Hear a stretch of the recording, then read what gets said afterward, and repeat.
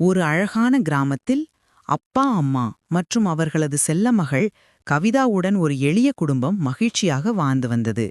அப்பா தினமும் கடினமாக உழைத்து குடும்பத்தை காப்பாற்றினார். ஒருநாள் கவிதா தன் தோழிகளுடன் பேசிக் கொண்டிருந்தாள். என் அப்பா பெரிய கம்பெனியில் வேலை செய்கிறார் என்று ஒரு தோழி சொன்னதும் கவிதாவின் மனம் சற்று சங்கடமடைந்தது.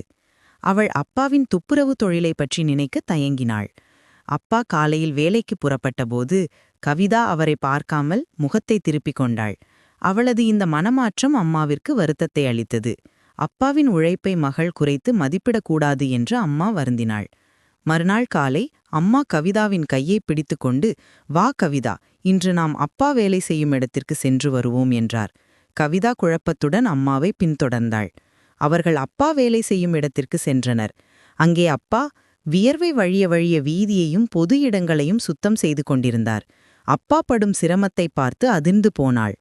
அப்பா சுத்தம் செய்ததால் வீதிகள் எவ்வளவு சுத்தமாகவும் அழகாகவும் மாறியிருந்தன என்பதை கவிதா உணர்ந்தாள்.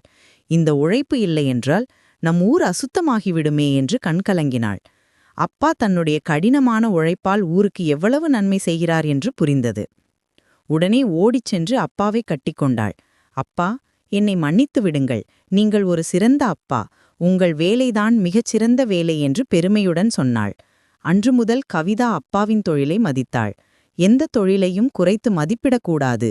உழைப்புதான் ஒரு மனிதனின் அடையாளம்.